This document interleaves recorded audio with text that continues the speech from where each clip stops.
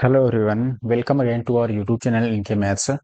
दोस्तों, जैसा कि आप सबको पता होगा कि सीजीएल टीयर 1 जो 2024 में एग्जाम हुआ था, उसमें मैथ्स के जो भी क्वेश्चन पूछे गए थे उन्हें हम चैप्टर वाइज सॉल्व कर रहे हैं। और इस सीरीज में अगर मैं बात करूं तो अरिथमेटिक के मैंने कई सारे इंपॉर्टेंट टॉपिक कवर कर दिए हैं ऑलरेडी। अगर आपने नहीं देखा है तो जरूर से आप हमारे यूट्यूब चैनल इनके मैथ्स की प्लेलिस्ट में जाइए और वहां पर चेक कीजिए। वहां पर आपको देखने को मिल जाएंगे कई सारे टॉपिक्स अरिथमेटिक के जिनको मैंने ऑलरेडी कवर कर दिया है। और एडवांस में आप बात करो तो जैसे ट्रायंगल के मैंने सारे क्वेश्चन सॉल्व कर दिए हैं।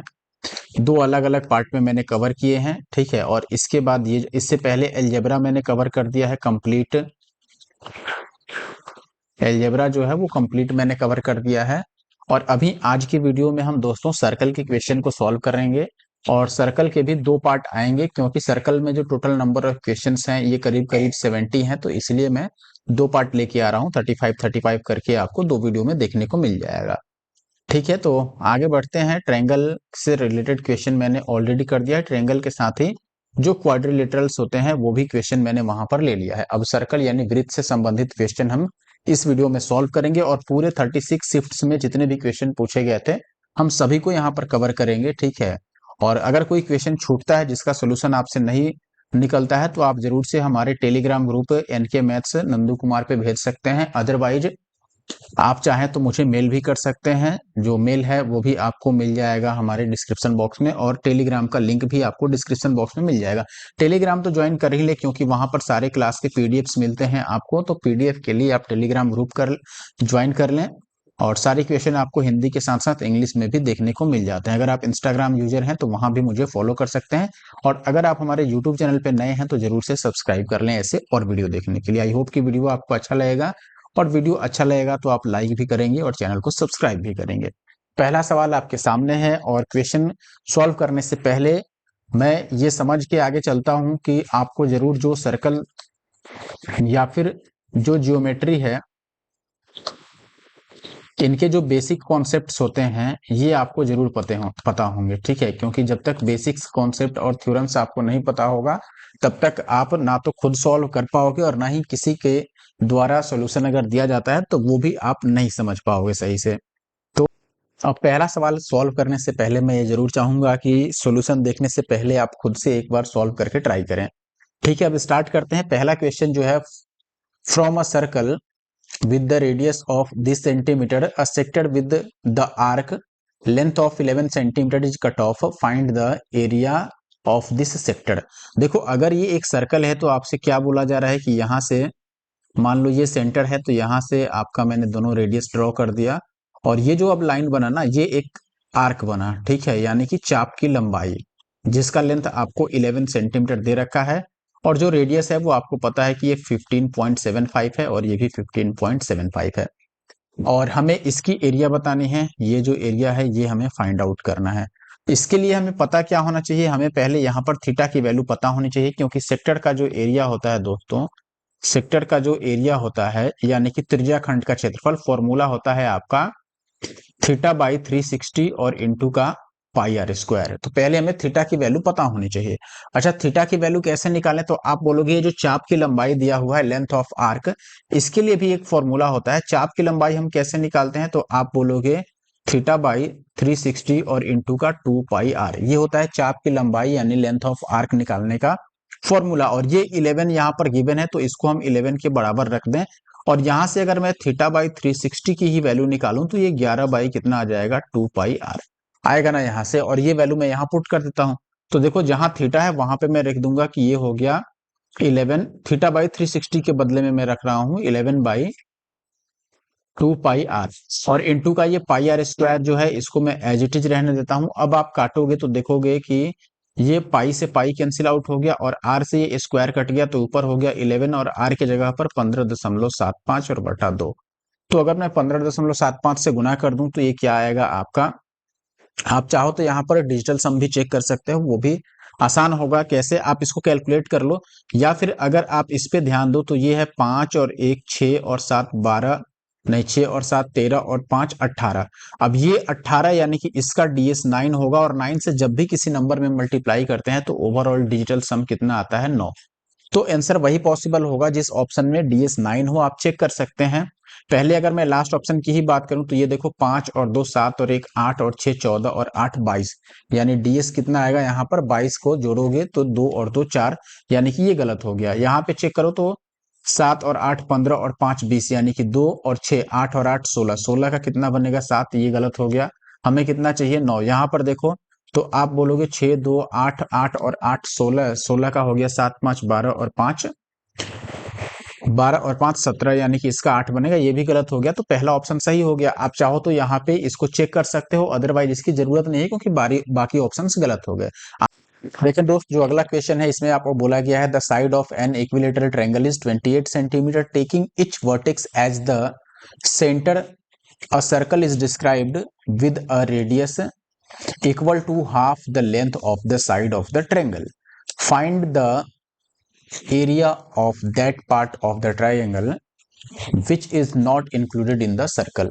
देखो करना क्या है, जैसे ये एक मैंने ट्रायंगल ड्रॉ किया जिसका नाम लेट से मैं रख देता हूं ए बी और सी। इनके तीनों वर्टेक्स को, यानी कि तीनों जो शीर्ष हैं, इसको सेंटर मान के और सर्कल ड्रॉ किया गया है। इस टाइप से 3 सर्कल ड्रॉ किए गए, तीनों ही शीर्ष को सेंटर मान के, और ये इस तरीके से ड्रॉ किए गए हैं कि जो पूरी ये भुजा है उसका आधा इनका त्रिज्या हो जाए। पूरा भुजा यानी कि ए का मान अगर मैं बोलूं, इसको ए बोलूं अगर, तो ये कितना है 28। तो रेडियस कितना लेना है हमें, 14, यानी कि ये 14 हो गया और ये भी 14 हो गया, और उसी टाइप से ये सारे कितने हो गए, 14। तो इसमें आप देखोगे कि हमें एरिया निकालना है जो सर्कल से बाहर का हो।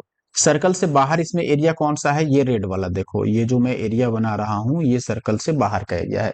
अब ये कैसे निकलेगा, देखो पूरे त्रिभुज के क्षेत्रफल में से, ये अगर पूरा त्रिभुज है लेट से एबीसी, तो इसमें से हमें क्या माइनस करना होगा कि हमारे पास ये वाला एरिया बच जाए, रेड वाला। तो आप बोलोगे कि ये तीनों सेक्टर माइनस कर दो। कौन सा सेक्टर, देखो ये जो सेक्टर है, और फिर ये जो सेक्टर है, और फिर ये जो सेक्टर है, तीनों ग्रीन वाला सेक्टर इसमें से माइनस कर दो। पूरे त्रिभुज में से ये तीनों हरा वाला भाग हम माइनस करेंगे तो हमारे पास लाल वाला भाग बच जाएगा। तो इसमें से हमें सेक्टर माइनस करना है, तो ये मान लो वो सेक्टर है। और इस तरीके के कितने सेक्टर हैं भाई, ऐसे ऐसे 3 सेक्टर हमें माइनस करने हैं।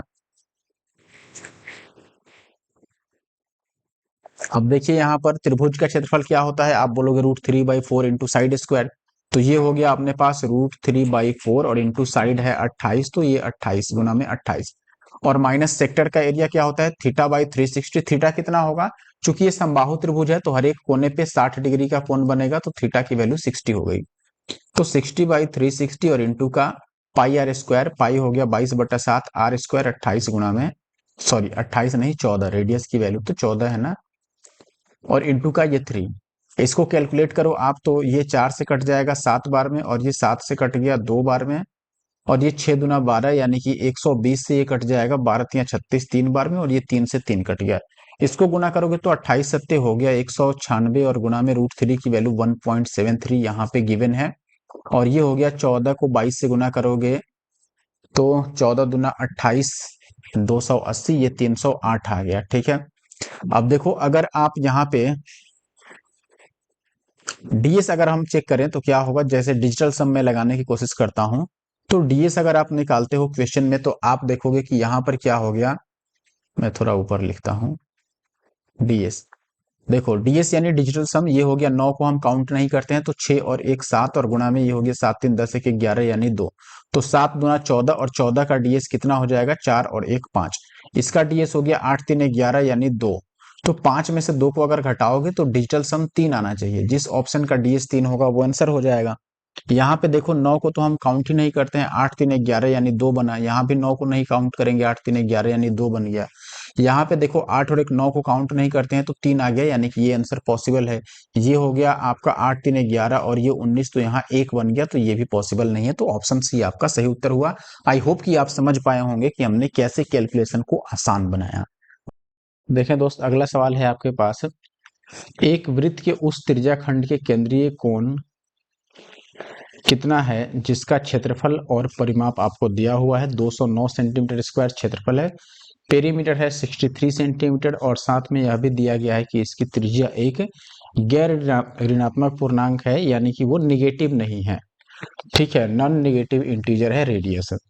और हमें एक दशमलव स्थान तक पूर्णांकित मान बताना है, यानी कि क्वेश्चन कैलकुलेटिव हो सकता है, ये पहले माइंड में फिट कर लें।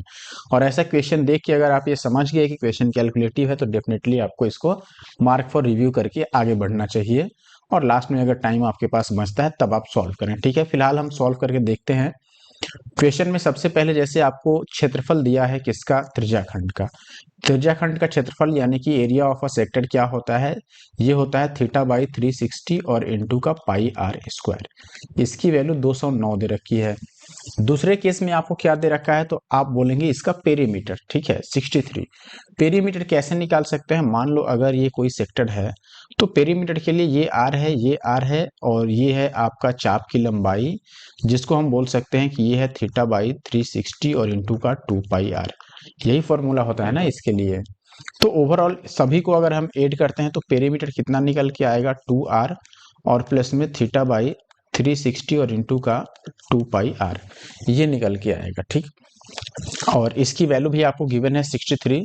तो पहले एक हम काम करते हैं, या तो रेडियस निकालें या फिर थीटा निकालें। पहले थीटा निकालना थोड़ा मुश्किल हो सकता है क्योंकि दोनों ही इक्वेशन उतना आसान नहीं है जितना आसान हम समझ रहे हैं। तो पहले हम रेडियस निकालने की कोशिश करते हैं, या चाहो तो यहाँ से थीटा पाई और 360 ये दोनों में ही है, तो मैं एक काम करता हूँ, थीटा और पाई बाई 360 इसकी वैल्यू अगर लिखना चाहूँ तो ये हो जाएगा 209 और बटा आर स्क्वायर, यही होगा। और यहाँ से भी अगर इसकी वैल्यू लिखें, देखो P का मतलब हो गया 63 और इक्वल टू हो गया 2r, अगर इसमें से कॉमन ले लें, इसमें से और इसमें से, तो 2r जैसे ही आप कॉमन ले लोगे तो यहाँ पे बचेगा 1 और यहाँ बचेगा पाई और थीटा, यानी कि पाई और थीटा बाई 360, ठीक है। अब आप चाहें तो पाई थीटा बाई 360 की जगह पर ये वैल्यू रख सकते हैं, ठीक है। तो अब मैं यहाँ से फिर से शुरू करता हूँ। देखो मैंने बोला कि ये 63 तो रहने दो और इक्वल टू 2r हुआ, और इनटू हम लिखेंगे 1 प्लस थीटा बाई 360 और इनटू का जो पाई है इसकी वैल्यू हम रख देंगे यहाँ से 209 और बटा आर स्क्वायर। अब देखो अगर मैं 2r से इसको मल्टीप्लाई कर लूँ तो ये कितना बन जाएगा, केवल इस वैल्यू की बात कर रहा हूँ, तो ये हो जाएगा 2r और प्लस का 2 दूना 4 और 9 दूना 18 और डिवाइडेड बाई r, क्योंकि इस स्क्वायर से ये r कैंसिल आउट हो जाएगा, यही होगा। अब हम क्या करते हैं, देखो इसको इससे मल्टीप्लाई कर देते हैं या सभी को r से मल्टीप्लाई कर देते हैं, तो ये बनेगा 63r अगर सबको r से मल्टीप्लाई करें, और ये हो जाएगा 2r स्क्वायर और प्लस ये हो जाएगा 418, यही बनेगा। अब अगर मैं सबको एक साइड लेके जाऊं तो ये हो जाएगा 2r स्क्वायर और माइनस का 63r और प्लस का 418, इसकी वैल्यू 0। अब यहाँ से हमें r की वैल्यू निकालनी होगी। अब देखिए इसको अगर ब्रेक करना हो तो जैसे ये है 418 और गुणा में 2, मैं यहाँ पर एक साइड लिख के चलता हूँ, 418 गुणा में 2 कितना आएगा, 418 को और अगर हम ब्रेक करना चाहें, ये जैसे कि आपका 19 से कट जाएगा या फिर 4 से तो नहीं कटेगा, 2 से कट सकता है, तो 2 दूना 4 और 0 9 दूना 18, अच्छा ये 209 से कट रहा है और 1 2 इधर आ गया यानी कि 4 आ गया। ये और किस चीज से कट सकता है, 9 2 11, 19 से कट रहा है 11 बार में ना, 11 गुणा में 19, देखो ठीक है, 19 से 10 बार करोगे तो 190 और उसमें 19 और जोड़ोगे तो 19 अगर हम ले लें तो एक फिर 11 चौके 44 लेना पड़ेगा, तो इसको मैं ऐसे तोड़ता हूँ 2r स्क्वायर और माइनस का हो गया 44r और माइनस का 19r, ठीक है, जोड़ेंगे तो इतना आ जाएगा और गुणा करके आ जाएगा प्लस 418 और इक्वल टू का 0। यहाँ से अगर मैं इसमें कॉमन लेता हूँ तो आप देखोगे कि 2r कॉमन होगा तो r माइनस का कितना बचेगा 22, और माइनस में यहाँ पर अगर हम 19 कॉमन लेते हैं तो यहाँ भी r माइनस 22 बचेगा इक्वल टू 0, यानी कि एक हो गया 2r और माइनस का 19 और एक हो गया r माइनस का 22 इक्वल टू 0। यहाँ से r की वैल्यू या तो 22 आ जाएगी या फिर 19 बटा 2 आएगा, ठीक है। अब यहाँ पर देखो चूंकि दिया गया है कि रेडियस एक पूर्णांक है तो हम यहाँ पर प्रेफर करेंगे 22 को, तो r की वैल्यू अगर 22 है तो थीटा की वैल्यू कितनी रही होगी? हम इसमें एक काम करते हैं, ये जो इक्वेशन निकला है इसमें वैल्यू पुट कर देते हैं, ठीक है। तो ये कितना बनेगा? आप बोलोगे थीटा, यहाँ देखो थीटा हो गया पाई का मान 22/7 और नीचे जो 360 था इसको ऐसे रहने देते हैं। राइट साइड में हो गया 209 और आर स्क्वायर यानी कि 22 और गुणा में 22। अब ये देखो यहाँ पर अगर आप काटने जाओगे तो ये 11 से 2 बार में कट गया और ये 180 से 2 बार में। 11 से ये तो कट जाएगा कितनी बार में? 11 एक बार में और 11 9 99 19। ठीक है, अब कुछ नहीं कटने वाला है। ज्यादा से ज्यादा इसको 11 से 2 बार में कटोगे, इसको भी 11 से 2 बार में और इसको काटोगे 4 से, तो ये आ जाएगा 45 चौके। ठीक है, अब सबको एक साइड अगर हम करें तो थीटा की वैल्यू कितनी हो जाएगी? 19 सत्ते 133 और गुना में 44 और डिवाइडेड बाय, सॉरी 44 नहीं 45 और डिवाइडेड बाई 11 का स्क्वायर 121। ठीक है, मैं इतने इसको प्रेम से और इतने धीरे धीरे इसलिए बना रहा हूं क्योंकि ऐसे क्वेश्चन को जनरली हम एग्जाम में लास्ट में ही करते हैं, या फिर आप ये समझ पाओ कि हम इस क्वेश्चन को कैसे सॉल्व कर सकते हैं। यही हालांकि फाइनल आंसर है। अब यहाँ हम डीएस भी नहीं लगा पाएंगे, ठीक है, लगाना रिस्की हो सकता है क्योंकि यहाँ पर एक ही स्थान तक पूछा गया है मान। तो हम इसको कैलकुलेट करने की कोशिश करते हैं, अप्रॉक्स वैल्यू आप निकाल के चेक कर सकते हैं। 11 से इसमें कुछ भी कटने वाला नहीं है तो मल्टीप्लाई कर लो। 45 तिया कितना होता है? 135। तो ये आ गया 5, फिर बच गया 13 और 45 तिया 135 और उसमें 13 जोड़ोगे तो 148 यानी कि 14 बच गया और फिर 45 और 14 जोड़ोगे तो 5 और 4 9 और फिर 4, इतना बटा आ गया 121। 121 से इसको भाग दे लो, मैं यहाँ भाग दे के दिखा देता हूँ। 121 से अगर आप 4985 को डिवाइड करोगे तो ये 12 तिया 36, 12 चौके 48, 12 पच्चे तो नहीं कटने वाला है। ठीक है, तो अगर ये 4 टाइम्स ही जा सकता है तो 4 से स्टार्ट होने वाला एक ही ऑप्शन है यहाँ पर, ऑप्शन बी, तो ऑप्शन बी सही हो गया। ठीक है, क्योंकि ये 4 8 से स्टार्ट होगा, इससे आगे लेके जाओगे तो ये नहीं होगा। हालांकि ये 1 को भी हम कंसिडर कर रहे हैं क्योंकि 5 तो होगा ही नहीं, क्योंकि ये 6000 के ऊपर जाने लगेगा और 5 से ही ज्यादातर ऑप्शन स्टार्ट है, इसलिए बाकी सारे गलत हो गए और ऑप्शन बी अपना सही हो गया। आई होप कि आप बात समझ पाए होंगे।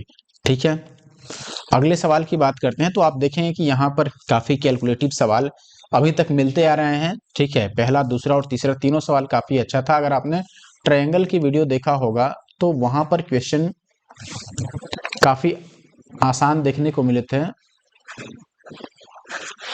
ठीक है, इसमें काफी आसान टाइप के क्वेश्चन देखने को मिले थे, लेकिन यहाँ पर सर्कल में ऐसा बिल्कुल भी नहीं है। हालांकि इसमें मेंसुरेशन के भी क्वेश्चन इंक्लूड है। सर्कल चाहे वो मेंसुरेशन में आया हो या फिर आपका ज्योमेट्री में, वो सारे हम क्वेश्चन यहाँ पे सॉल्व कर रहे हैं।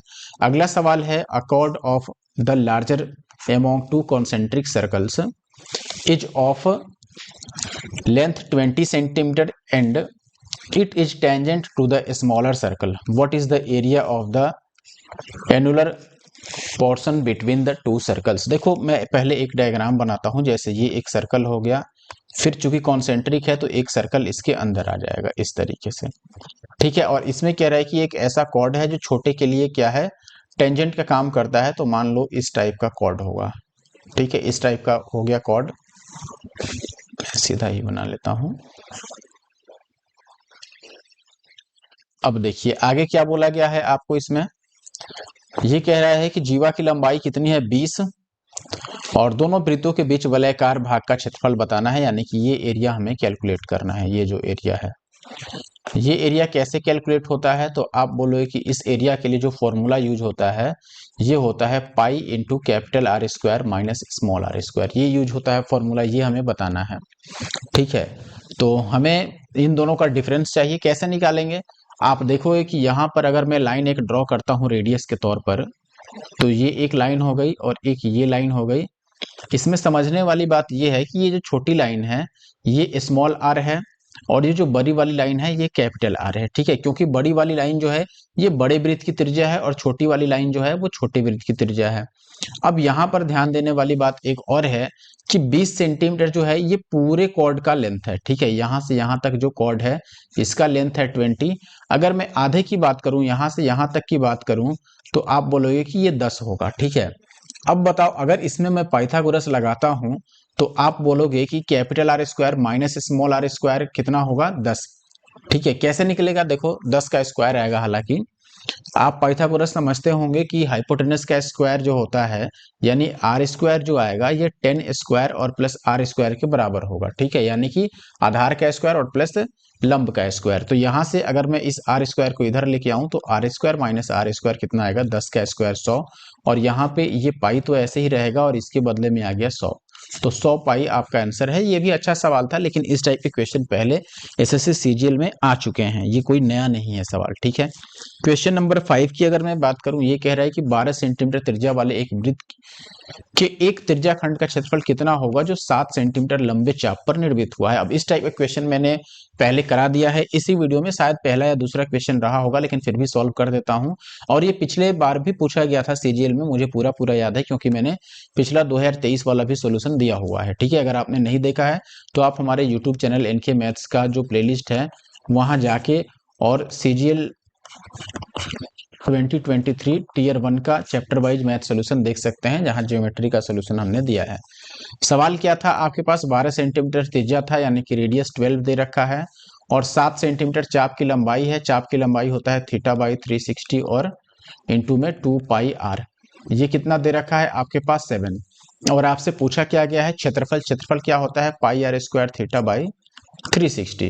तो पहले यहां से मैं थीटा बाई 360 की ही वैल्यू निकाल लेता हूं, कोई दिक्कत नहीं होनी चाहिए। तो थीटा बाई 360 की वैल्यू आप चाहो तो 7/2 पाई आर रख सकते हो। यहाँ पे मैं यही चीज लिखूंगा। देखो ये जो ये पाई आर स्क्वायर है इसको ऐसे ही रहने दो पाई आर स्क्वायर, और इंटू थीटा बाई 360 की जगह पर हमें क्या रखना है 7/2 पाई आर। यहां से अगर कैंसिल करोगे आप तो आप देखोगे कि पाई से पाई कैंसिल आउट हो गया, इससे ये तो ऊपर बचा 7 आर और 2। तो 7 आर की जगह पर वैल्यू आप क्या रखोगे 12 और बटा 2, तो 2 छक्के 12 और 7 छक्के 42। इट मीन्स 42 आपका आंसर होगा, जो कि ऑप्शन डी में है। आई होप कि ये बात आप समझ पाए होंगे। क्वेश्चन नंबर 5 का जो राइट आंसर हुआ वो डी। नेक्स्ट क्वेश्चन जो हमने लिया है क्वेश्चन नंबर 8 है। यहाँ पर आप देखोगे त्रिभुज एबीसी एक समकोण त्रिभुज है जिसमें एंगल एबीसी 90 है, और जो AB की लेंथ है वो 28 है, और जो BC की लेंथ है वो 96 है। इसके परिवृत्त का क्षेत्रफल हमें बताना है। आसान सा सवाल है, आपको पढ़ने में मुश्किल लग सकता है but it is not too difficult. यहाँ पर देखो मैं एक सर्कल पहले, हालांकि सर्कल की जरूरत पहले नहीं पड़ेगी, पहले हम इसमें एक राइट एंगल ट्रायंगल बनाते हैं। ठीक है, जो कि ये हो गया। क्वेश्चन थोड़ा छोटा बना लेते हैं। ठीक है, अब आप देखोगे इसमें क्या बोला गया कि B पर 90 डिग्री है। इट मीन्स ये B हो गया, ये A हो गया और ये C हो गया। यहाँ पे 90 डिग्री है। BC 96 है, BC is 96 and AB is given this is 28। ठीक, अब हमें बताना है परिवृत्त का क्षेत्रफल यानी कि सरकम सर्कल का एरिया। सरकम सर्कल क्या हुआ, सरकम सर्कल का मतलब इसके बाहर बाहर जो सर्कल बनाई जाए इस टाइप से। ठीक है, जैसे ये मान लो हो गया सर्कल आपका, इस टाइप से मान के चलो आप। ठीक है, ये जो सर्कल है इसका एरिया। आपको ये पता होना चाहिए कि एक समकोण त्रिभुज में यानी कि जब भी राइट एंगल ट्रायंगल की हम बात करते हैं उसके चारों तरफ अगर सर्कल ड्रॉ करें तो इसमें जो AC बनता है ना, यानी कि जो हाइपोटेनस होता है, जो कर्ण होता है जिसको आप हाइपोटेनस बोलते हो, इसका आधा जो होता है यही रेडियस बनता है इस सर्कल का। यानी जो सर्कम रेडियस होता है यानी कि परिवृत्त की त्रिज्या होती है वो कर्ण का आधा होता है। तो यहाँ पहले हमें हाइपोटेनस निकालना होगा। उसके लिए हम रेशियो इस्तेमाल कर सकते हैं, जैसे ये 28 है और ये 96 है और लास्ट वाला हमें पता नहीं है कि कितना होगा। अगर आप काटते हो ये तो किस चीज से कटेगा, 4 से कट सकता है। 4 सत्ते 28 और 4 दूना 8, 4 चौके 16। देखो 7 24, तो अगला क्या हो जाएगा 25। 7 24 25 का ट्रिपलेट होता है अगर आपको याद हो तो, और ये 4 4 गुना हो रहा है तो ये 25 का 4 गुना हो जाएगा यानी कि 100। तो ये वैल्यू कितनी आ गई पूरी 100। तो रेडियस कितना हो गया उसका आधा यानी 50। अब एरिया निकाल दो, एरिया क्या होता है पाई आर स्क्वायर। तो पाई की वैल्यू यहाँ पर 3.14 दे रखा है, और आर स्क्वायर यानी कि 50 का स्क्वायर कितना हो गया 2500। तो ये 2 जीरो से ये डेसिमल कैंसिल आउट हो गया, तो ये बच गया आपका 314 और गुना में 25, यानी कि आंसर 25 से कटेगा और वैसा ऑप्शन बी में है केवल, क्योंकि बाकी सारे ऑप्शंस तो 5 से ही नहीं कट रहे हैं। लास्ट डिजिट 0 या 5 होता तब तो 5 से कटते, तो ऑप्शन बी सही हो गया। अदरवाइज आप इसको मल्टीप्लाई भी कर सकते थे, कोई परेशानी नहीं है। लेकिन टाइम बचाना है तो दिमाग लगाना पड़ेगा। अगला सवाल है from a point A which is at a distance of 17 centimeter from the center C of a circle with radius 8 centimeter, the pair of tangents AB and AD to the circle are drawn. The area of the quadrilateral ABCD. देखो पहले मैं एक circle draw कर लेता हूं। इस circle में क्या बोला गया है आपको कि एक पॉइंट ए है जहां से ए बी और ए डी दो आपको क्या खींचे गए हैं, टेंजेंट खींचे गए हैं। यही बात है ना, यहाँ पर बोल रहा है कि ए जो है वो 17 सेंटीमीटर के डिस्टेंस पर है सेंटर से, ठीक है, और सर्कल की रेडियस 8 है और दो टेंजेंट ए बी और ए डी ड्रॉ किए गए हैं, ठीक है। तो अगर मैं इसको और थोड़ा अच्छे से बनाना चाहूँ, यहाँ पे बनाते हैं, ठीक, और एक पॉइंट मैं यहाँ पे ले लेता हूँ कि ये हो गया पॉइंट ए। दो टेंजेंट्स की जरूरत है तो मैं दो टेंजेंट यहाँ से ड्रॉ कर देता हूँ, ये पहला टेंजेंट और ये दूसरा टेंजेंट, ठीक है। और इसमें सेंटर दिया गया है सी, तो हम सेंटर से भी इसको मिला देते हैं, ये मान लेते हैं कि यहाँ पे सेंटर है, ठीक। और ये भी बोला गया है कि सी से जो ए का डिस्टेंस है वो 17 है, तो इसको भी हम मिला देते हैं। ये डिस्टेंस आपको कितना दे रखा है, 17, और कुछ दे रखा है, रेडियस आपको 8 दे रखा है, ये 8 हो गया तो ये भी 8 हो गया, ठीक है। और कुछ तो नहीं है आई थिंक, और हमें चतुर्भुज ए बी सी डी का एरिया बताना है, तो मान लो ये ए हो गया, ये बी हो गया, सी और ये डी, ठीक है। अब देखो कैसे निकालेंगे हम एरिया।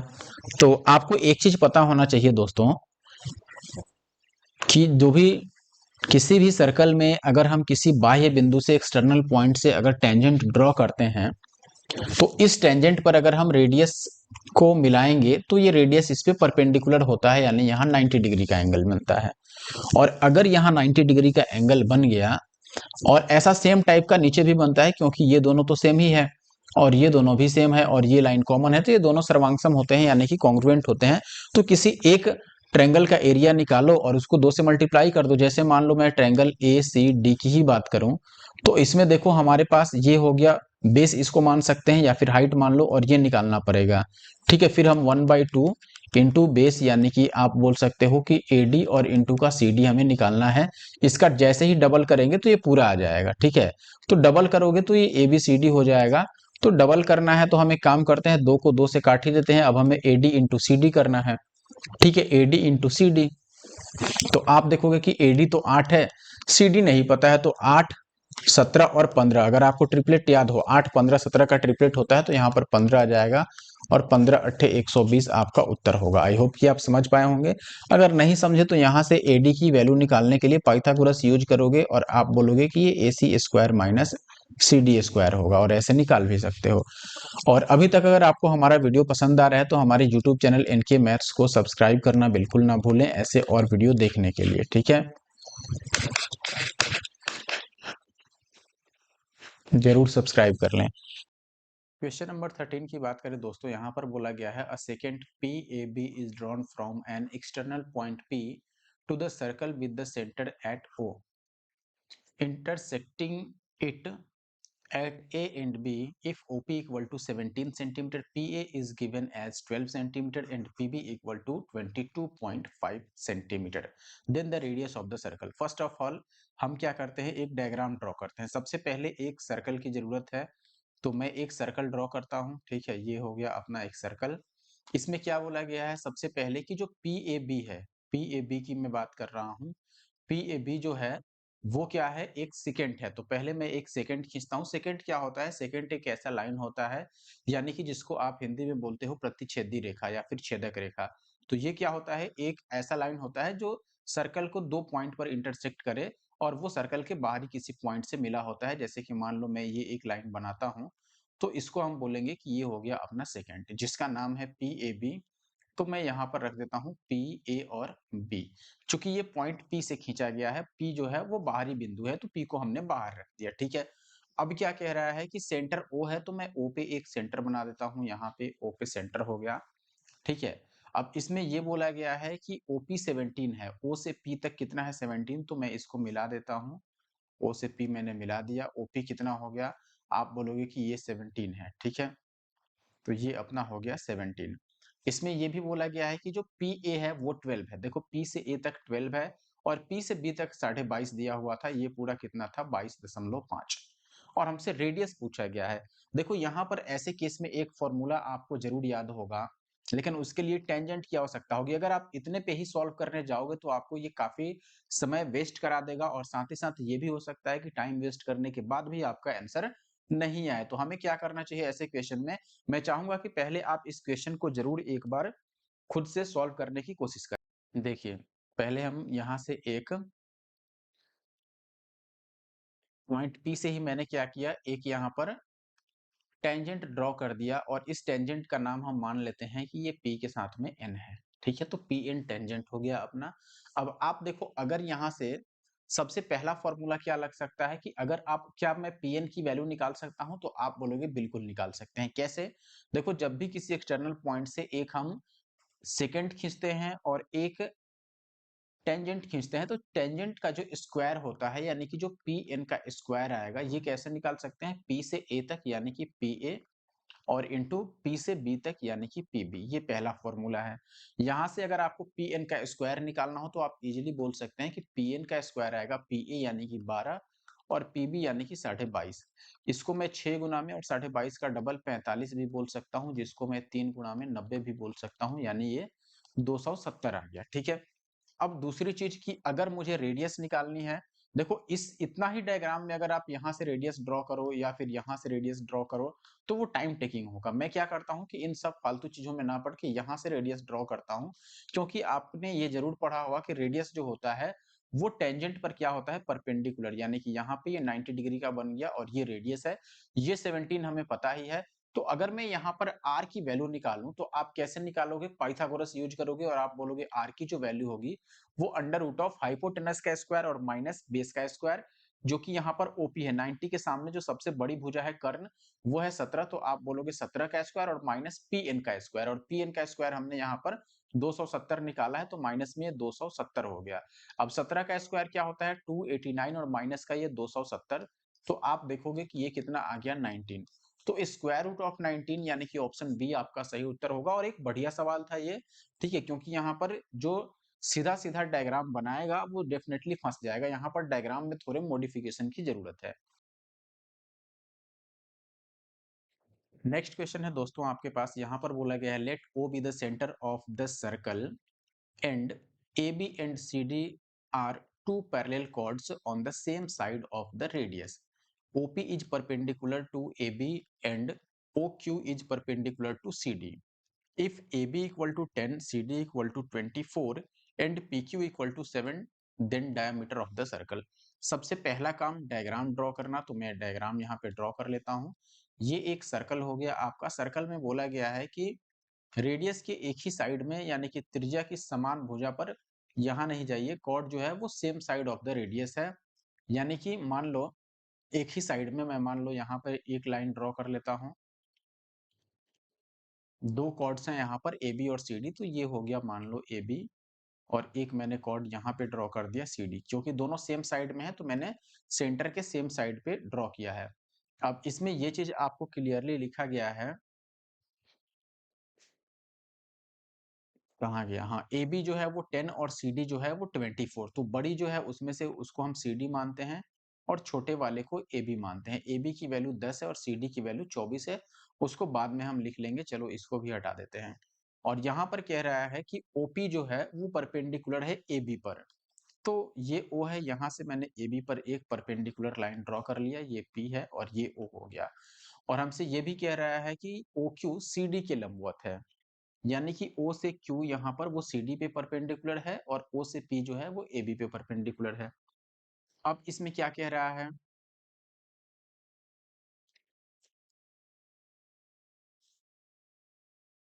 डायमीटर हमसे पूछा जा रहा है, तो पहले रेडियस निकालना होगा। मान लो मैंने यहाँ से लाइन ड्रॉ कर दिया जो कि रेडियस होगा, और ये भी रेडियस होगा आपका। आप इसको ऐसे लिख भी सकते हैं, दोनों सेम ही सर्कल के रेडियस है, इसलिए मैंने R लिख दिया। इसमें देखो एक चीज आपको गिवन था, AB की वैल्यू 10। AB अगर 10 था, तो यहाँ से चूंकि ये परपेंडिकुलर है तो ये आधा हो जाएगा AP, 10 का आधा कितना हो जाएगा? 5। तो आप बोलोगे कि AP की वैल्यू हो गई 5। वैसे ही CD की वैल्यू 24 की आधा 12। ठीक है, और हमें रेडियस पहले फाइंड आउट करना होगा, क्योंकि रेडियस का डबल जो आएगा वो आपका हो जाएगा यहाँ पर वृत्त का व्यास। अच्छा पी क्यू भी 7 दिया हुआ है यहाँ पर, यानी पी से क्यू तक ये छोटा वाला जो लाइन है ये 7 है, ये छोटा लाइन, ठीक है। अच्छा अब अगर ये 7 है, मान लेता हूं मैं कि ये x है लेट से, यानी कि मैंने o और q इसको कितना मान लिया x, ठीक है, और p से q आपको कितना दे रखा है 7। अब यहाँ पर मैं रेडियस अगर निकालना चाहूँ, ठीक है, इस पॉइंट की अगर मैं बात करूं, मान लो इसको मैंने बोल दिया कि ये आपका m है, तो मैं पहले ट्रायंगल ओ एम और q की बात कर रहा हूं, और एक बार मैं बात करूंगा ट्रायंगल ओ ए और p की। तो इस ट्रायंगल में अगर आप r की वैल्यू निकालने जाओ या फिर r स्क्वायर निकालोगे इस छोटे ट्रायंगल में, तो ये कितना हो जाएगा। हालांकि इस छोटे ट्रायंगल में तो r ही नहीं है, तो मैं इसमें बात भी नहीं करूंगा, ठीक है, इसको छोड़ते हैं। उसके बदले में हमें बात करनी चाहिए कि इस ट्रायंगल में देखो, यहाँ हमें ओ सी क्यू की बात करनी चाहिए, तो ओ सी क्यू में मैं लिखूंगा ओ सी क्यू, इसमें ये आर है, तो आर का स्क्वायर क्या हो जाएगा सी डी, देखो ये सी क्यू है तो सी क्यू का स्क्वायर और प्लस एक्स का स्क्वायर, तो आर स्क्वायर की वैल्यू आ गई, सी क्यू को आप 12 लिखोगे तो 12 का स्क्वायर हो गया 144 और प्लस एक्स का स्क्वायर, ठीक है। वैसे ही इस ट्रायंगल में यानी कि ओ ए पी में देखो, ओ ए पी इसमें अगर आप लिखोगे आर स्क्वायर तो ये आ जाएगा 5 का स्क्वायर 25 और प्लस एक्स प्लस 7 का स्क्वायर, इन दोनों को आप इक्वेट कर लो। अच्छा अब देखो यहाँ पर आप चाहो ना तो यहाँ पर हिट एंड ट्रायल भी लगा सकते थे, जैसे आप बोलते कि देखो ये 5 है और ये 12 है, तो 5 और 12 से रिलेटेड जो भी आपके ट्रिपलेट्स बन सकते हैं, जैसे 5 वाला एक तो होता है 3 4 5 वाला, लेकिन इस केस में आपको पता है कि 5 जो है ये कर्ण है यानी कि हाइपोटेनस है, और इसमें कर्ण तो रेडियस ही है, तो ये नहीं हो सकता है क्योंकि 5 तो यही है। एक होता है 5 12 13 वाला, इसमें आप ट्राई करो तो आप बोलोगे कि 5 अगर ये है मान लो, तो फिर ये पूरी वैल्यू 12 होनी चाहिए और ये पूरी 13, ये ही 13 क्यों होना चाहिए, क्योंकि आप बोलोगे कि देखो ये 13 होगा क्योंकि ये सबसे लंबी भुजा है 90 डिग्री के सामने वाला, तो इसको अगर मैं रेडियस मान लेता हूँ कि रेडियस 13 है और इसको मैं 12 मान लेता हूँ, यहाँ से यहाँ तक मैं पूरा मान लिया 12, ठीक है, और ये 5 है ही, तो इस ट्रायंगल में देखो 5 12 और ये पूरी 13 यानी रेडियस हम 13 मान लेते हैं। अब यही चीज हम देखें कि क्या यही दूसरा जो ट्रायंगल है यानी कि ट्रायंगल ओ सी और क्यू, क्या इस ट्रायंगल में भी ये लागू होता है, अगर हो गया तो ये सही है और 13 ही आपका रेडियस की वैल्यू होगी। तो आप देखोगे कि यहाँ पर ये x x को अब हटा दो कोई बात नहीं, क्योंकि ये 7 था और ये पूरा 12 था, तो x की वैल्यू यहाँ से 5 आ गया, और ये 12 है ही। अब ये 12 है, ये 5 है, तो ये कितना होगा 13, 5 12 13, फिर से ट्रिपलेट लग गया, और रेडियस यहाँ भी 13 आ रहा है और वहां भी 13 आ रहा था, यानी कि ये परफेक्ट मैच है और रेडियस की जो वैल्यू है वो 13 ही है, इसलिए डायमीटर 26 हो गया। तो ऑप्शन ए सही होगा। अदरवाइज दूसरा तरीका क्या था कि इन दोनों को आप इक्वेट कर लेते, क्योंकि ये भी आर स्क्वायर है ये भी आर स्क्वायर, तो आप बोलते 144 और प्लस एक्स स्क्वायर की वैल्यू आ गया 25 और प्लस इसका होल स्क्वायर करते, तो एक्स स्क्वायर 49 प्लस 7 दूना 14 और एक्स, इसको कैलकुलेट करके आप x की वैल्यू पहले निकालते और x की वैल्यू आ जाता तो यहाँ पुट करते और पाइथागोरस लगा देते या फिर ट्रिपलेट ढूंढ लेते, तो इजीली आपका आंसर आ जाता, ठीक है। अगले सवाल पे बढ़ते हैं, ये कह रहा है कि let C with a circle with centre O and P be an external point to C, ठीक है। Let P A and P B two tangents to C, C यानी कि ये सर्कल की बात कर रहा है, ठीक है। C with A and B belonging to the points of tangency, ठीक है। ये कह रहा है कि पी ए और पीबी जो है वो इंक्लाइंड है इच अदर पे और किस एंगल पे 60 डिग्री पर, तो पी ओ ए बताना है, तो सबसे पहले हम डायग्राम ड्रॉ करेंगे। कैसे ड्रॉ करेंगे, बिल्कुल उसी तरीके से जैसे ये सर्कल हो गया। सर्कल में क्या कह रहा था कि सर्कल का नाम सी है, सेंटर ओ है, तो मैंने सेंटर ओ बना दिया, यहाँ पर ये सेंटर हो गया। इसमें ये कह रहा है कि पी इसका एक एक्सटर्नल पॉइंट है, तो यहाँ पर मैंने पी मान लिया, और पी ए और पीबी जो है वो टेंजेंट्स हैं, तो मैं यहाँ से टेंजेंट्स ड्रॉ करूंगा, टेंजेंट्स यानी कि जिसको स्पर्श रेखा बोलते हैं, तो ये स्पर्श रेखाएं मैंने दो ड्रॉ कर दिया। इसमें ये कह रहा है कि ए और बी स्पर्शिता है, यानी कि ए और बी पे ये इसको टच कर रहा है, तो ये ए हो गया ये बी हो गया। इसमें ये कह रहा है कि पी ए और पी बी, देखो पी ए और पी बी ये 60 डिग्री पे मिलते हैं, यानी कि यहाँ का जो एंगल है ये 60 डिग्री है, तो पी ओ ए बताना है। देखो पी ओ और ए बहुत आसान है, कैसे, इसको मिला दो सबसे पहले तो, और इसमें एक चीज ध्यान रखना है, जब भी ऐसा डायग्राम बने कि दो आपको टेंजेंट्स लाइन हो, तो ये वाला जो एंगल, सॉरी, ये जो एंगल बन रहा है, अगर मान लो यहाँ पे x है तो इसकी वैल्यू और इसकी वैल्यू यानी एंगल O की और प्लस एंगल पी की वैल्यू जो आता है ये हमेशा 180 डिग्री आता है। हमें एक्स बताना है, अब ये अगर 60 है तो 180 में से 60 को माइनस कर दो, तो एक्स की वैल्यू आपको कितनी बच जाएगी, 120। और यही आपसे इसका आधा पूछा गया है, पूरा 120 नहीं पूछा गया है, यहाँ से काट के। और ओपीए पूछा गया है, तो ओपी क्या आएगा, 120 का आधा यानी कि 60। ठीक है, तो ऑप्शन ए जो है वो सही उत्तर है क्वेश्चन नंबर 15 का। 16 की बात करें, 10 सेंटीमीटर त्रिज्या और 30 डिग्री कोण वाले एक वृत्त के त्रिज्या खंड का परिमाप हमें बताना है। देखो रेडियस है 10 और सेंटर भी दिया है। अच्छा, परिमाप कैसे निकालते हैं त्रिज्या खंड का, मान लो ये अगर आपका एक सेक्टर है, तो हमने पीछे एक क्वेश्चन में ये देखा भी था कि ये अगर सेक्टर है, यहाँ पे एंगल आपको 30 डिग्री दे रखा है, ये रेडियस है, ये रेडियस है, और ये है चाप की लंबाई जिसको हम बोलते हैं थीटा बाई 360 और इंटू का 2 पाई आर। अब यदि आप यहाँ पर लिखेंगे कि इसका जो पेरीमीटर होगा वो क्या होगा, तो देखो ये लाइन यानी कि आर, ये रेडियस है, टोटल कितना हो गया 2r, और प्लस ये लाइन यानी कि बाहरी घेरा जो होता है, बाउंड्री जो होती है वही पेरीमीटर होता है। तो यहाँ पर प्लस का थीटा बाई 360 और इंटू का 2 पाई आर आ जाएगा। और इसकी वैल्यू हमें यहाँ पर फाइंड आउट करनी है। देखो 2r का मतलब 10 का डबल हो गया 20, थीटा दे रखा है 30 बाई 360 और इंटू का 2, पाई का मान हो गया 3.14 और इंटू आर का मान हो गया 10। अब इससे काटोगे तो ये आ जाएगा 3 से 12 या 36 12, और ये 2 से काटोगे तो 6, 4 3 7 और 1 8। अब ये कैंसिल होने वाला नहीं है, तो यहाँ पर हम क्या लिख लेते हैं 20, और प्लस इसको मल्टीप्लाई करोगे तो 31.4/6। तो ये 20 प्लस इसको डिवाइड करोगे 6 पच्चे 30, और फिर डेसिमल, फिर आ जाएगा आपका 6 दूना 12, तो ये 20 और 5 25.2 लगभग आएगा, जो कि ऑप्शन डी में है। तो ऑप्शन डी सही हो गया क्वेश्चन नंबर 16। अगला क्वेश्चन है, 18 सेंटीमीटर और 12 सेंटीमीटर त्रिज्या वाले दो वृत्त एक दूसरे को बाह्य रूप से स्पर्श करते हैं और उनकी सीधी उभयनिष्ठ स्पर्श रेखा की लंबाई बतानी है। डायरेक्ट फॉर्मूला अगर आपको याद हो, सबसे पहले दो सर्कल है तो मैं ड्रॉ कर लेता हूं, ये पहला सर्कल और दूसरा सर्कल ये है, मान लो दोनों एक दूसरे को एक्सटर्नली क्या करते हैं, टच करते हैं, और यहाँ पर सीधी उभयनिष्ठ स्पर्श रेखा बतानी है हमें, यानी कि जो डायरेक्ट कॉमन टेंजेंट है। डायरेक्ट कॉमन टेंजेंट का मतलब मान लो ये वाली लाइन। ठीक है, इसकी वैल्यू हम निकालते कैसे हैं, देखो इसकी अगर ये डायरेक्ट डीसीटी में लिख देता हूं, तो अगर आपको डीसीटी की वैल्यू निकालना हो डायरेक्ट कॉमन टेंजेंट, तो फॉर्मूला क्या होता है, फॉर्मूला आप याद रख सकते हैं। जैसे एक देखो, बड़े सर्कल की रेडियस को मैं कैपिटल आर बोलता हूं और छोटे सर्कल की रेडियस को स्मॉल आर, और ये डिस्टेंस बिटवीन द सेंटर्स हो गया। चूंकि अब ये दोनों एक दूसरे को टच करते हैं, तो ये पूरी लेंथ कितनी होगी, आप बोलोगे 18 और 12 को जोड़ देते हैं दोनों के रेडियस को, क्योंकि ये आर है ये आर है, तो पूरा 18 और 12 30 हो गया। फॉर्मूला याद रखना है, देखो फॉर्मूला क्या होगा, डिस्टेंस बिटवीन द सेंटर्स, इसको अगर मैं डी बोलूं तो फॉर्मूला होता है डी स्क्वायर माइनस आर का स्क्वायर। अच्छा, अगर ये ट्रांसवर्स होती यानी कि ऐसे तिरछी लाइन होती, तब हम यहाँ पे बीच में क्या कर लेते, आर प्लस आर कर लेते, ये माइनस ही रहता। ठीक है, तो यहाँ बोलोगे डिस्टेंस बिटवीन द सेंटर्स कितना है 30, तो 30 का स्क्वायर 900, और माइनस आर यानी कि 18 में से 12 गया तो 6 का स्क्वायर 36।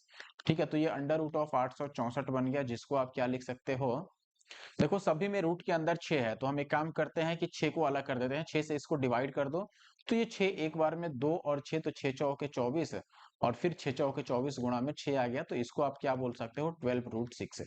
12√6 ऑप्शन ए में है, तो ऑप्शन ए आपका सही हो गया।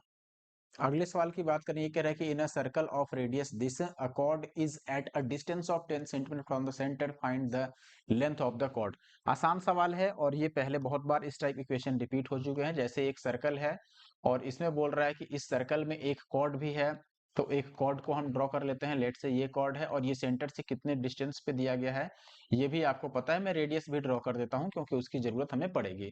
देखो यहाँ पर रेडियस है 5√3, ये रेडियस हो गया जो कि गिवन है 5 एंड √13, एंड सेंटर से 10 सेंटीमीटर का डिस्टेंस है, यानी कि ये अगर कॉर्ड है तो इसका डिस्टेंस कितना है सेंटर से 10 सेंटीमीटर। ठीक है, अब मान लो ये हमें निकालना है कि जीवा की लंबाई कितनी है।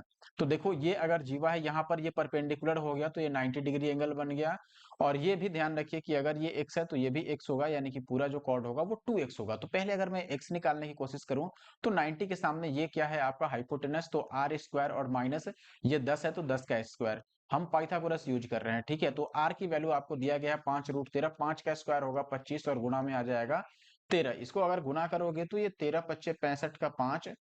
ठीक है, और फिर 13 दूना 26 और 6 32, ये 325 आ रहा है, तो ये 325 और माइनस का 100 हो गया, यानी कि ये 225 आ जाएगा, जिसका स्क्वायर रूट क्या होता है 15। तो ऑप्शन डी सही हो गया। आई होप कि आप बात समझ पाए होंगे। कितने पर आया? एक मिनट सॉरी, ये गलत हो गया। क्यों गलत हो गया? क्योंकि हमें यहाँ पर जीवा की लंबाई बतानी थी, और ये अगर 15 आया तो हमें टोटल निकालना होगा, जो कि 15 का डबल 30 होगा। तो ऑप्शन बी सही है, ना कि डी। ठीक है, ऐसा बिल्कुल नहीं करें, क्योंकि मुझे याद है जब मैं करीब आज से 6 साल पहले की बात होगी, जब मैं एनटीपीसी का पेपर दे रहा था, वहां पर एक क्वेश्चन ऐसा ही हुआ था, जिसमें टोटल डिस्टेंस हमें फाइंड आउट करना था, और 3 सेम टाइप के डिस्टेंस थे, जिसमें एक की वैल्यू 1 किलोमीटर आ रहे थे, और मैंने 1 ही मार्क कर दिया था, जबकि फाइनल आंसर उसका 3 आने वाला था। ठीक है, तो ऐसा बिल्कुल आप भी ना करें, थोड़ा सा इसको ध्यान में रख के चलें। ठीक है, ऐसे क्वेश्चन में जैसे अभी देखो मिस्टेक हो ही रहा था, लेकिन हम होते होते बचे। ठीक है, आगे बढ़ते हैं और अगले क्वेश्चन पर आते हैं। और अभी अभी तक अगर आपने लाइक नहीं किया है तो जरूर से लाइक कर दें वीडियो को, और कमेंट भी कर दें। अगला सवाल है, from a point T the length of a tangent to a circle is 32 centimetre and the distance of T from the centre is 40 centimetre the diameter. आसान सवाल है, बहुत मुश्किल नहीं है। पहले हम डायग्राम बनाएंगे वैसे ही, जिसकी जरूरत नहीं है, लेकिन आपको समझाने के लिए यहाँ पर इसको मैं ड्रॉ कर लेता हूँ। ठीक है, यहाँ पर ये मैंने टेंजेंट ड्रॉ कर दिया बाहरी बिंदु से, जिसका नाम जिसको पॉइंट टी माना गया है, तो पॉइंट टी से ड्रॉ कर दिया गया। ठीक है, और सेंटर ये मान लो है आपका, सेंटर सेंटर पे ही बनाते हैं ओ। यहां से इसका डिस्टेंस भी गिवन है, तो मैं रेडियस को भी मिला लेता हूं, क्योंकि इसकी जरूरत पड़ेगी ही। अब आप देखोगे कि सेंटर से इसका डिस्टेंस आपको 40 दे रखा है, और स्पर्श रेखा की लंबाई 32 दे रखा है, और आपसे क्या पूछ रहा है? व्यास, यानी कि डायमीटर। तो सबसे पहले रेडियस निकालोगे, ये 90 डिग्री है, तो यहाँ पर ट्रिपलेट यूज कर लो। जैसे ये 32 है और ये 40 है, एक वैल्यू हमें नहीं पता है। देखो इनमें कुछ कॉमन है, तो आप काट लो, यानी कि इनका स्मॉलेस्ट जो फॉर्म है वो निकालो।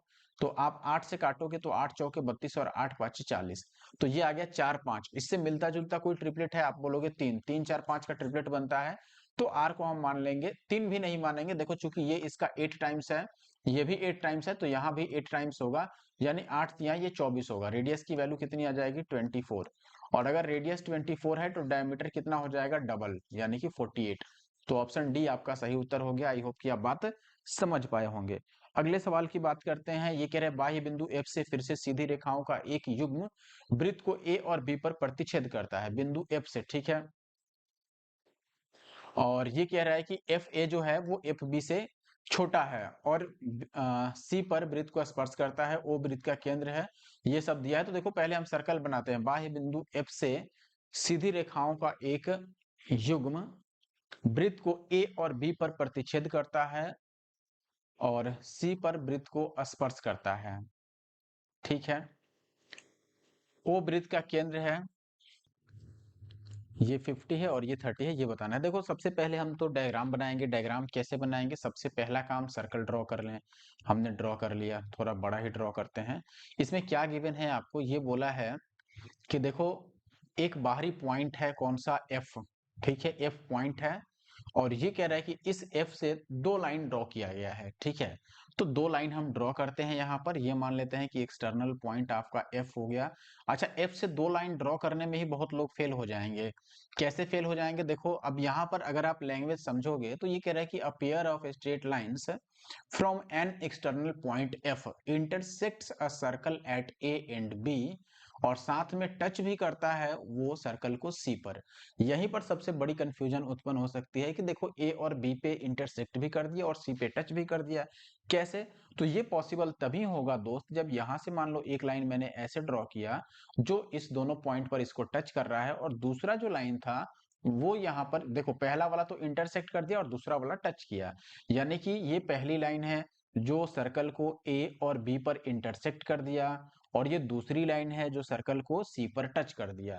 ऐसे ही पॉसिबल हो पाएगा। ठीक है, और इसमें सेंटर भी बोला गया है कि सेंटर ओ पे है। तो अब हम अपने फायदा के लिए, चूंकि इसमें ए सी एफ एंगल की बात की गई है, तो ए से सी को मिलाना होगा। ठीक है, तो मैं इसको इससे मिला देता हूं। ठीक है, और हमें क्या बताना है? ए ओ सी पूछा, ए ओ बी पूछा गया है। देखो ए ओ और बी, तो अब ए ओ बी पूछा गया है, तो हमें इसको भी मिलाना होगा निश्चित तौर पर। तो मैंने इसको इससे मिला दिया, और इसकी भी जरूरत पड़ सकती है अगर, तो इसके लिए हम इसे भी मिला ही लेते हैं। अब बढ़ते हैं आगे सॉल्यूशन पे। तो देखो ACF 30 है, ACF यानी कि ये एंगल कितना है आपके पास, सी पर टच कर रहा था ना, ये 30 है अपने पास। ए सॉरी AFC 30 है, एक मिनट, AFC ये हुआ, ये 30 है, और ACF आपका 50 था, तो ये कितना हो गया 50। और हमसे क्या पूछा गया है, AOB यानी कि ये वाला एंगल बता दो कितना होगा। कैसे निकालेंगे, देखो इसके लिए हमें तो भाई ये दोनों एंगल पता रहना चाहिए, ये वाला एंगल और ये वाला एंगल, तभी हम इसको निकाल पाएंगे। तो देखो हम एक काम करते हैं, सबसे पहले क्या काम कर सकते हैं, देखो सबसे पहले मैं क्या निकालूंगा, चूंकि मुझे पता है कि मुझे ये वाला एंगल और ये वाला एंगल तो चाहिए ही, तभी हम उसको 180 में से माइनस करके ये निकालेंगे। हमें बताना है एंगल AOB, ध्यान से समझिएगा। और हमें पता क्या करना है, हमें एंगल OBA पता करना है, और ये किसके बराबर होगा, OAB के बराबर होगा। क्यों बराबर होगा, क्योंकि आप अगर इसमें ध्यान से देखेंगे तो ये है दोस्त रेडियस, ये भी रेडियस है और ये भी रेडियस है। तो अगर किसी ट्रायंगल में दो साइड्स सेम हो जाते हैं तो उनके सामने के एंगल भी बराबर होते हैं, यानी कि A और B पर जो एंगल बनेगा वो तो सेम होगा। तो इसमें से हम कोई सा भी निकाल लें तो हमारा बात बन जाएगा। ठीक है, इन दोनों को ऐड करके जैसे ही हम 128 में से, सॉरी 180 में से माइनस करेंगे तो हमारा जो सेंटर पे एंगल बन रहा है वो इजीली मालूम चल जाएगा। ठीक है, तो कैसे निकालेंगे, बहुत आसान है। देखो अब मैं अगर आपसे पूछूं कि क्या हम ये एंगल निकाल सकते हैं, आप बोलोगे कि जी निकाल सकते हैं। कैसे, थोड़ा दिमाग लगाना होगा। देखो रेडियस है और एफ सी क्या है आपका, ये टेंजेंट है, तो टेंजेंट और रेडियस के बीच में 90 का कोण बनता है। तो अगर ये पूरा 90 है और ये 50 है, तो ये छोटा सा एंगल कितना आएगा 40। और ये रेडियस है, ये भी रेडियस है, तो ये छोटा एंगल भी 40 आएगा, क्योंकि सामने के कोण बराबर हो जाएंगे क्योंकि दो साइड सेम है। अब ये अगर 40 हो गया, ये पूरा कितना होगा, देखो ये एंगल हम छोटा वाला कैसे निकाल सकते हैं। तो आप बोलोगे कि हमारे पास एक तरीका है, तरीका क्या है कि देखो इस ट्रायंगल की अगर आप बात करो, जो मैं ट्रायंगल अभी दिखाऊंगा उसमें आप बात करना। देखो ये जो ट्रायंगल है, यहां से मैं ग्रीन कलर से दिखा रहा हूं, या चलो ग्रीन से समझ आ जाना चाहिए। और ये जो ट्रायंगल है अपने पास, और ये देखो ग्रीन से मैंने जो पार्ट बनाया है, तो आप देख के ये समझ पा रहे होंगे कि इसमें ये जो पूरा एंगल है, देखो यहाँ पर ये पूरा, ये एक एक्सटर्नल एंगल है, और ये 50 और 30 के योगफल के बराबर आ जाएगा। यानी कि एंगल BAC की मैं बात करूं तो आप बोलोगे कि 50 और 30 ये पूरा 80 है, और इसमें से ये छोटा वाला एंगल अगर 40 है तो ये बाकी का एंगल कितना हो गया 40, और ये 40 है तो ये भी 40 होगा। तो ये वाला एंगल कितना होगा 180 में से ये 40 और 40 80 माइनस कर दो तो ये 100 आएगा। आई होप कि आप बात समझ पा रहे होगे। ठीक है, हमने AOB कैसे निकाला, एंगल AOB निकालने के लिए हमने 180 माइनस कर दिया इस एंगल B को और A को जोड़ दिया। ठीक है, यानी कि A प्लस B। बाकी कैसे निकला आप पूरी अगर ध्यान से देख रहे होंगे तो आप समझ गए होंगे। अगला सवाल अब आपके सामने है, A और B 2 और 1 सेंटीमीटर की त्रिज्याओं वाले दो वृत्तों के केंद्र हैं, जहां AB 5 है, C1 जो है वो C1 यानी कि C त्रिज्या R वाले एक नए वृत्त का केंद्र है। अच्छा, एक और वृत्त आ गया यहाँ पर, जो उपरोक्त प्रत्येक दोनों वृत्तों को बाहरी रूप से स्पर्श करता है। देखो अब कहने का मतलब ऐसा है, तो हमसे ACB पूछा गया है। पहले मैं डायग्राम बनाता हूँ। अच्छा देखो यहाँ पर एक चीज दिया हुआ है कि एंगल ACB 90 डिग्री होगा, और हमें R बताना है। R है C की त्रिज्या। देखो अगर मैं डायग्राम की बात करता हूं तो सबसे पहले तो दो सर्कल है जिनका सेंटर A और B दिया गया है। तो ये मान लो पहला सर्कल जिसका सेंटर A है, ये दूसरा सर्कल मान लो जिसका सेंटर B है। दोनों अलग अलग है। अलग अलग क्यों है, क्योंकि देखो इसका जो रेडियस है पहले वाले का 2 और दूसरे वाले का रेडियस कितना है 1। तो पूरा दोनों के बीच का जो सेंटर के बीच का डिस्टेंस रहता वो कितना रहता 2 और 1 3 रहता, तब ये दोनों टच करते। लेकिन यहाँ पर AB की वैल्यू कितना दे रखी है, आप देखेंगे 5 दे रखा है, यानी कि 5 देने से मतलब है कि बीच में कुछ गैप है। ठीक है, और तीसरा एक और सर्कल इसमें C की बात की गई है, जो इस दोनों को ही बाहर बाहर से क्या करता है, स्पर्श करता है। तो एक सर्कल मैंने C ड्रॉ कर लिया इस टाइप से, जो इन दोनों को क्या करेगा, एक्सटर्नली टच करेगा। इसका जो सेंटर था वो A, इसका सेंटर B, और इसका सेंटर क्या हो गया C। ये बात है। ये लाइन AB है, चलो हम लाइन भी मिला लेते हैं यहाँ पर। तो ये लाइन हो गया आपका AB, और यहाँ से हमने इसको भी मिला लिया और इसको भी मिला लिया। अब आप देखोगे कि यहाँ पर ए बी की वैल्यू टोटल 5 है, और अगर रेडियस की बात करें इस सर्कल के, यानी कि ए सेंटर वाले सर्कल में रेडियस कितना है 2, तो मैं बोलूंगा ये 2 हो गया, और इसमें रेडियस 1 था तो ये 1, और ये पूरा चूंकि 5 दे रखा है, हालांकि इस 2 और 1 से कोई लेना देना नहीं है, आप चाहो तो इसको सीधे 5 ही लिख सकते हो कि ये पूरा ए बी जो है वो 5 दे रखा है, और ये आपका 2 हो गया रेडियस, और इसका रेडियस 1 हो गया, इसका रेडियस आर है और इसका रेडियस आर है। आर की वैल्यू बतानी है और सी पे 90 डिग्री का कोण बन रहा है, ये गिवन है। अब ये 90 डिग्री का कोण बनने का मतलब ये राइट एंगल ट्रायंगल हो गया, यानी कि आपको ये समकोण त्रिभुज हो गया, तो पाइथागोरस प्रमेय हम इजिली अप्लाई कर सकते हैं। आप बोलोगे कि देखो इसमें ये क्या है, आपका हाइपोटेनस हो गया, तो इसका एसी का स्क्वायर यहाँ पे क्या हो जाएगा, एसी स्क्वायर और प्लस बीसी स्क्वायर, ये हो गया ए बी स्क्वायर के बराबर according to the Pythagoras theorem. अब यहाँ पर आप लिखोगे एसी क्या है भाई, आर प्लस 2 का स्क्वायर, और BC हो गया r प्लस 1 का स्क्वायर, और ये हो गया 5 का स्क्वायर, तो ये हो जाएगा आर स्क्वायर प्लस 2 टू जा 4r plus 4, and this is R square plus 2r plus 1। A plus B के होल स्क्वायर पर हमने ब्रेक किया और ये 25 हो गया, ये हो गया 2r स्क्वायर और प्लस का 6r और प्लस का 5 या 25 को इधर ला दो तो माइनस का 20 इक्वल टू 0। इसको और कैसे हम लिख सकते हैं, तो आप बोलोगे आर स्क्वायर हो गया और प्लस का 3r और माइनस का 10 इक्वल टू 0। अब इसको हम प्लस के 5 और माइनस 2 में ब्रेक कर सकते हैं, तो r की वैल्यू यहाँ से पॉजिटिव वैल्यू 2 आएगा और निगेटिव वैल्यू 5 आएगा। हमें निगेटिव वैल्यू नहीं लेनी है, तो पॉजिटिव वैल्यू 2, यानी कि ऑप्शन सी आपका सही हो गया। अगला सवाल है, एक वृत्त की त्रिज्या 8 है, वृत्त के बाहर किसी बिंदु से केंद्र की दूरी 17 है, तो वृत्त तक खींची गई स्पर्श रेखा की लंबाई। बहुत आसान है, पहले आप डायग्राम समझ लो। जैसे ये सर्कल हो गया, वृत्त हो गया, इसमें कह रहा है कि एक एक्सटर्नल पॉइंट है, लेट से ये वो पॉइंट हो गया P, और यहाँ से एक क्या खींचा गया है, स्पर्श रेखा, तो ये मान लो वो स्पर्श रेखा हो गया, और सेंटर से भी त्रिज्या दी हुई है और सेंटर से इसका डिस्टेंस भी गिवन है, और ये रेडियस हो गया। अब यहाँ पर आप देखोगे कि ये अगर O है, ये मान लो N है, आप देखोगे कि यहाँ पे 90 डिग्री बन रहा है, ये पहली बात। ये वैल्यू आपको दे रखा है, सेंटर से इसका जो डिस्टेंस है ये 17, ठीक है, और रेडियस कितना है 8। अब ये 90 डिग्री है तो यहाँ ट्रिपलेट लग जाएगा, 8 15 और 17 का ट्रिपलेट होता है तो 15, यानी कि ऑप्शन डी आपका सही होगा 25 का। आप चाहो तो यहाँ पर पाइथागोरस यूज कर सकते हो, और वैसे आप बोलोगे कि एन पी की जो वैल्यू होगी वो अंडर रूट ऑफ, देखो 90 के सामने वाला हाइपोटेनस होगा, यानी कि ये 17 का स्क्वायर और माइनस 8 का स्क्वायर। आगे बढ़ते हैं और अगले सवाल पर आ जाते हैं। अगला सवाल आपके सामने है, at what angle the arc length half the perimeter of the circle, यानी किस कोण पर चाप की लंबाई जो होगी वो वृत्त की परिधि की आधी होगी। बहुत आसान, देखो चाप की लंबाई का फॉर्मूला क्या होता है, formula for the length of arc ये होता है थीटा बाई 360 और इनटू का 2 पाई आर, ठीक है। और ये कह रहा है कि एंगल की वैल्यू हम क्या रखें, यानी कि थीटा क्या रखें कि इसका जो वैल्यू आए वो परिधि यानी कि 2 पाई आर का आधा आ जाए, यानी कि पाई आर के बराबर आ जाए, बस दैट्स इट। तो आप इजीली इसको सॉल्व कर सकते हो कि देखो पाई आर से तो पाई आर कट गया और इससे ये कट गया 180, तो थीटा की वैल्यू 180 ही आएगा, जो कि ऑप्शन बी में है, तो 27 का बी सही आंसर है। अगला सवाल है कि ए बी सी डी दो ए बी और सी डी केंद्र ओ वाले एक वृत्त में खींची गई दो समानांतर जीवाएं हैं, ठीक है, समांतर जीवाएं हो गई, समानांतर लिखा है, ठीक है। दोनों जीवाओं के बीच की दूरी भी आपको 21 दे रखा है, ए बी और सी डी की लंबाई भी आपको गिवन है, तो वृत्त की त्रिज्या बताना है। तो पहले मैं सर्कल ड्रॉ करता हूं एक, ठीक है। देखिए डायग्राम मैंने ड्रॉ कर दिया, ये सर्कल है और ये दो कॉर्ड्स खींच दिए जिसमें से एक ए बी है, तो ये मान लो ए बी हो गया और ये हो गया आपका सी डी, ठीक है। दोनों अलग अलग है, और ए बी की लेंथ आपके पास 24 है तो आधी लेंथ 12 हो जाएगी, वैसे ही सी डी की लेंथ आपकी 18 है तो आधी लेंथ लेंथ कितनी होगी 9, ठीक है।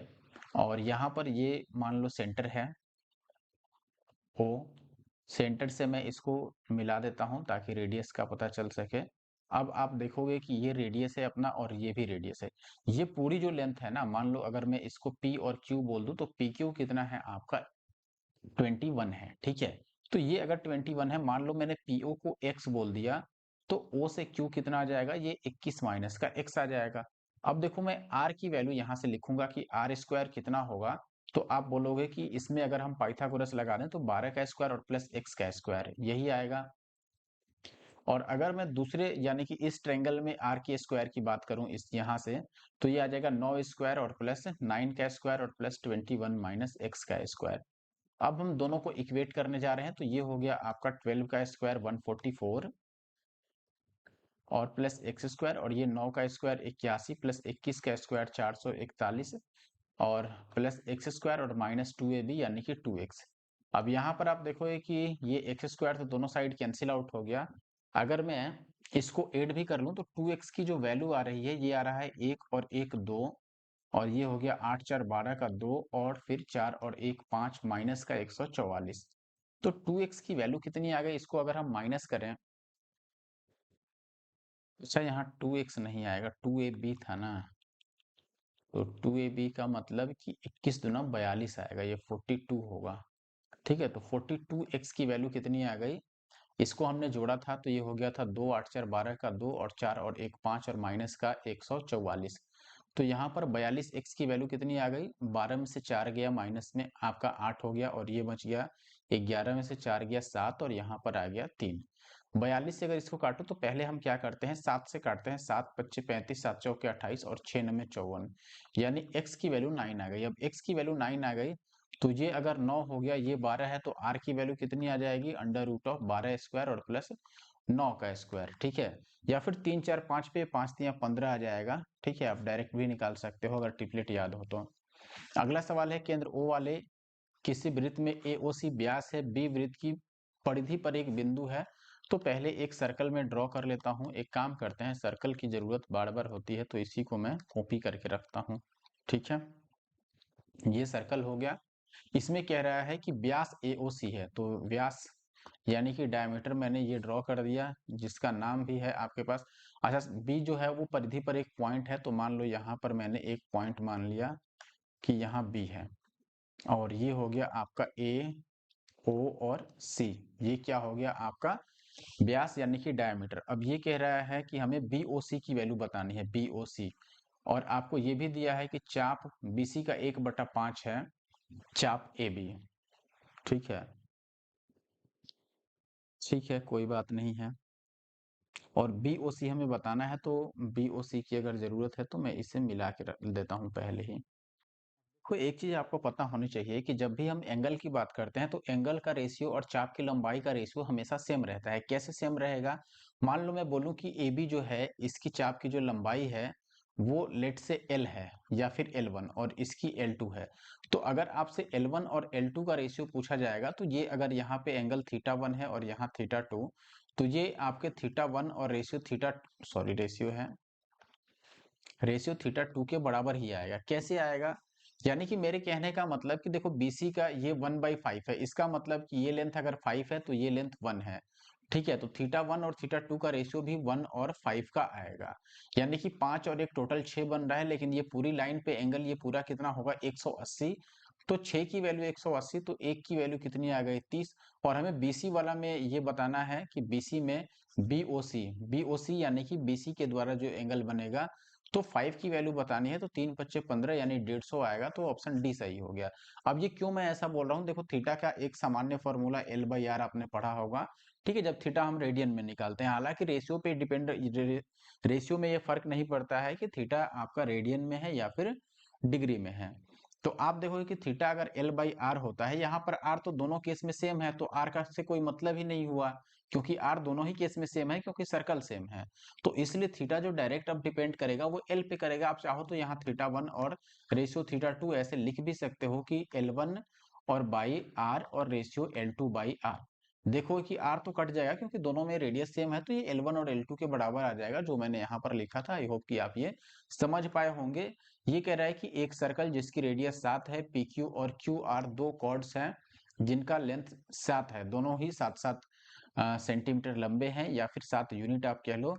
तो यहाँ पर कॉर्ड PR की लेंथ पूछी जा रही है। ठीक है, तो पहले हम एक काम करते हैं, सर्कल ड्रॉ करेंगे। तो पहले से ही हमने एक सर्कल उसी समय कॉपी किया था, वही डायरेक्ट मैंने यहाँ पर पेस्ट कर दिया। अब आप देखेंगे कि ये कह रहा है कि 7 इसकी रेडियस है, और PQR और QR 7 इकाई वाली दो जीवाएं हैं। ठीक है, लेकिन P कहाँ पर है ये नहीं लिखा गया है, तो कोई बात नहीं, P को हम सर्कल पर ही मान लेते हैं कि मान लो यहाँ पर पॉइंट P है, ठीक है, और P से PQ और फिर PR, इस तरीके से। हालांकि Q इसमें कॉमन है, तो हमें इसे Q मानना चाहिए, P ना मान के हम इसको मान लेते हैं Q, और ये P हो गया और ये आपका QR, ठीक है ना। अब आप देखोगे कि रेडियस कितनी है, 7। यहाँ से हम रेडियस भी ड्रॉ कर लेते हैं, चलो ऐसे मिला दिया मैंने। रेडियस कितना है, ये 7 है, और ये भी रेडियस ही है, तो ये भी 7 हो गया। PQ और QR प्रतीक की लंबाई भी 7 है, अच्छा ये भी 7 है, देखो यहाँ पर। अब क्या कह रहा है यहाँ पर कि जीवा PR की लंबाई बता दो, PR। तो यहाँ से मैं इसको मिला देता हूँ, जिसकी लेंथ हमें बतानी है कि PR की वैल्यू क्या रही होगी। तो अगर मैं इसको डायग्राम को क्या करना चाहिए, हमें रोटेट कर लेना चाहिए ना, वो ज़्यादा अच्छा रहेगा। इस तरीके से, हो 1 मिनट रुको, पूरा ही डायग्राम सिलेक्ट करना होगा। सभी को हम अगर सिलेक्ट करें तो नहीं, चलो अच्छा 1 मिनट में फिर से बना, अच्छा ऐसे ही सॉल्व कर देते हैं, अगर रोटेट करने में दिक्कत है तो। देखो सबसे पहले तो हमें क्या निकालना है, PR। अच्छा एक चीज यहाँ पर गड़बड़ हो रहा है, जैसे आप देखोगे कि ये 7 ही है और ये लाइन भी 7 है और ये रेडियस भी 7 है और रेडियस छोटी पड़ गई, इसका मतलब डायग्राम हमने गलत बना दिया। तो डायग्राम हम सही करते हैं, देखो अच्छा हमें QP और QR यानी Q से ही 2 लाइन चाहिए, तो उसके लिए हम इधर भी ड्रॉ कर सकते हैं, हम ऐसे भी मान सकते हैं कि यहाँ पर Q हो जाए। अगर हम यहाँ पर Q को मान लें तो भी कोई दिक्कत नहीं, ये QP और QR दो आपके पास कॉर्ड्स बन गए, तो मैं इन दोनों को यहाँ पर मिटा देता हूँ, ठीक है, ये भी हटा देते हैं, इन दोनों को मैंने हटा दिया, अब कोई दिक्कत नहीं है। आप देखोगे यहाँ से कि ये जो पॉइंट है ये 7 है लाइन और ये भी 7 है। अच्छा ये अगर सेंटर है O, तो यहाँ से अगर मैं Q को मिला दूं, ध्यान से समझिए, अगर मैं Q और O को मिला दूं तो QO की वैल्यू क्या आएगी, तो आप बोलोगे कि Q से O तक तो रेडियस है इस सर्कल का, तो रेडियस भी चूंकि 7 है, तो ये फिर से ये लाइन भी यहाँ से यहाँ तक क्या आ गई, 7। अब अगर मैं बात करूं ट्रायंगल PQ और O की, तो PQO क्या हो गया, एक समबाहु त्रिभुज हो गया, यानी इक्विलेटरल ट्रायंगल हो गया। और अगर समबाहु त्रिभुज है तो इसमें मैं ये हाइट निकाल लेता हूँ, ये वाली, और इस हाइट का जैसे ही हम डबल करेंगे तो PR निकल जाएगा, ठीक है। तो PR जो होगा वो हाइट का डबल होगा, और 2 और हाइट के लिए फॉर्मूला क्या होता है, A/√3। A यहाँ पर साइड होता है आपके इस त्रिभुज का, तो ये हो गया 2, और A की वैल्यू है 7 और बटा √3।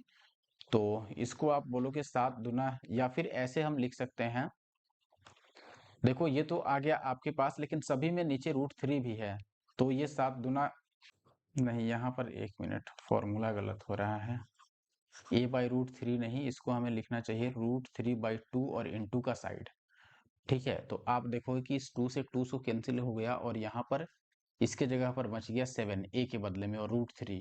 अब 7 √3 आपको किसी ऑप्शन में दिख रहा था, सब में नीचे √3 है, तो हम इसको रेशनलाइज कर सकते हैं, √3/√3, ये तो अल्टीमेटली 3 बनेगा, तो 7 3 21/√3 बन रहा है, जो कि आपके ऑप्शन सी में है, और ऑप्शन सी इसका सही उत्तर है। अगला सवाल है कि R एक वृत्त के बाहर एक बिंदु है और यह इसके केंद्र से 18 सेंटीमीटर दूर है। R से खींची गई जो छेदक रेखा है यानी कि सेकेंड, वो A और B पर इस प्रकार प्रतिच्छेदित करती है कि ये सारी वैल्यू दी गई है और रेडियस निकालना है। तो पहले हम एक सर्कल ड्रॉ करते हैं जो कि ऑलरेडी हमारे पास है। इसमें कह रहा है कि बाहर एक पॉइंट P है, तो मान लो R है, सॉरी यहाँ पर, तो ये R हो गया, और R से आपका RAB एक सेकंड खींची जाती है, तो ये मान लो RAB हो गया, यानी कि यहाँ पर A और यहाँ पर क्या हो गया, B, और सेंटर से इसका डिस्टेंस गिवन है, तो मैं सेंटर से भी इसको मिला देता हूँ। ये अगर सेंटर मान लो O है, तो सेंटर से R का जो डिस्टेंस है ये पूरा कितना है, 18 है, और आपको इसमें RA भी दे रखा है कितना, 7, और RAB दे रखा है 5, तो इसको हम 5 ना लिखे, ये पूरा लिखेंगे कि R से B कितना हो जाएगा। अगर ये 7 है, ये 5 है, तो ये पूरा 12 हो गया, और हमें रेडियस ही बतानी है, तो हम इजीली बता पाएंगे रेडियस। देखो ऐसा क्वेश्चन एक हमने किया भी था, रेडियस निकालने के लिए हम यहाँ से इसको मिला लेते हैं और यहाँ से इस रेडियस को भी मिला लेते हैं। अब आप देखोगे कि अगर मैं इसको t बोलूं, तो आर टी का स्क्वायर हम कैसे निकाल सकते हैं, आप बोलोगे कि आर टी का स्क्वायर यहाँ से आ जाएगा r इंटू ए, फॉर्मूला याद रखना, और इंटू फिर r से b तक, यानी कि r इंटू बी। और फिर यही अगर मैं ये रेडियस है आपका, इस आर्क की वैल्यू निकालना चाहूँ तो आप अंडर रूट, चूंकि ये 90 डिग्री है, ये रेडियस परपेंडिकुलर होता है टेंजेंट पे, तो आर की वैल्यू आ जाएगा अंडर रूट ऑफ ये 18 का स्क्वायर और माइनस आर टी का स्क्वायर। ठीक है, तो आर टी का स्क्वायर हम यहाँ से लिख सकते हैं, आर ए कितना था आपके पास 7 और गुणा में 12, तो 12 सत्ते कितना हो गया 84, तो 18 का स्क्वायर हो गया 324 और माइनस का 84, तो ये कितना आ गया, 4 में से 4 गया 0 और 12 में से 8 गया तो 4, और यहाँ पर कितना बच गया आपके पास 2। ये कितना आएगा, सब में रूट के अंदर 15 है तो इसको 15 से भाग कर दो, 15 एक बार में, और 15 छक्के 90, 16 गुणा में 15 है तो इसको आप बोल सकते हो 16 किसका स्क्वायर रूट है, 4 का, तो 4 रूट 15 आपका आंसर हुआ। और ये दूसरा क्वेश्चन इस टाइप का मिल गया हम लोगों को इस वीडियो में। आई होप कि आप बात समझ गए होंगे। अभी आखिरी क्वेश्चन पर आते हैं आज की वीडियो के। A quadrilateral PQRS is inscribed in a circle of center O such that PQ is a diameter and angle P S R equal to 120 degree और क्यू पी आर जो एंगल है वो हमें बताना है। तो पहले क्वाड्रिलेटरल बताना है, बना लेते हैं यहाँ पर हम लोग पी क्यू आर एस। पहले तो हम सर्कल ही ड्रॉ करते हैं जो कि ऑलरेडी ड्रॉ किया हुआ है हमारे पास। इसके अंदर क्वाड्रिलेटरल बनाना है, तो मान लो मैंने इस टाइप से क्वाड्रिलेटरल बना लिया, रेंडमली कोई भी टाइप पकड़ लेते हैं। ठीक है, ये हो गया पी क्यू आर और एस। इसमें बोल रहा है कि पी क्यू जो है वो व्यास है इसका। अच्छा, पी क्यू व्यास है, व्यास यानी डायमीटर, तो हमने यहाँ पर रेंडमली बना के गलत कर दिया। पहले पी क्यू इस तरीके से बनाते हैं कि डायमीटर बन जाए, तो फिर इस तरीके से हम मिला के एक क्वाड्रिलेटरल बना दिए। अब देखो ये P है, ये Q है, तो ये डायमीटर भी बन गया, यहाँ सेंटर में O बोल देता हूँ, और बाकी पी क्यू आर एस था तो ये आर एस हो गया, और इसमें पी एस आर ये एंगल दिया है, पी एस आर यानी ये एंगल कितना है 120 डिग्री, और हमें क्यू पी और आर यहाँ से बताना है, ये मिला देते हैं। तो ये वाला हमें बताना है कि क्यू पी आर ये एंगल क्या होगा, इसको मैं एक्स बोल देता हूँ तत्काल के लिए। अच्छा, ये भी आपको पता होगा कि अगर ये डायमीटर है तो डायमीटर के एक साइड में सर्कल पे कितने का एंगल बनता है, 90 डिग्री का। अर्धवृत्त में बना हुआ कौन समकोण होता है, आपने जरूर पढ़ा होगा, सेमी सर्कल में जो भी सर्कल पे एंगल बनता है वो 90 डिग्री का होता है, तो ये 90 डिग्री हो गया। और हमें एक्स बताना है तो बहुत आसानी से बता पाएंगे, कैसे, देखो पी क्यू आर एस क्या हो गया, पी क्यू आर एस आपका साइक्लिक क्वाड्रिलेटरल हो गया। ठीक है, यानी कि चक्रीय चतुर्भुज हो गया। और जैसे ही ये चक्रीय चतुर्भुज हुआ, इसमें आमने सामने के यानी कि अपोजिट में जो भी एंगल होंगे उनका सम 180 डिग्री होता है। तो आप बोलोगे अगर ये 120 है तो ये कितना होगा 60, 180 में से माइनस कर दो। अब ये अगर 90 है, ये 60 है, तो ये कितना हो जाएगा 30, 90 में से 60 को माइनस कर दो, 30 आ गया। ऑप्शन डी यहाँ पे सही उत्तर है। और ये आखिरी सवाल था आज की वीडियो का। फिर मिलते हैं नेक्स्ट वीडियो में। Thank you for watching the video. Video कैसा लगा आप जरूर से कमेंट करके बताइएगा, और वीडियो को अगर आपने लाइक नहीं किया है तो जरूर से लाइक कर दीजिएगा और साथ में कमेंट भी कर दीजिएगा। पीडीएफ के लिए आपको टेलीग्राम ग्रुप हमारा एनके मैथ्स जरूर ज्वाइन करके रख लेना है, वहां पे आपको क्लास की पीडीएफ मिल जाएगी।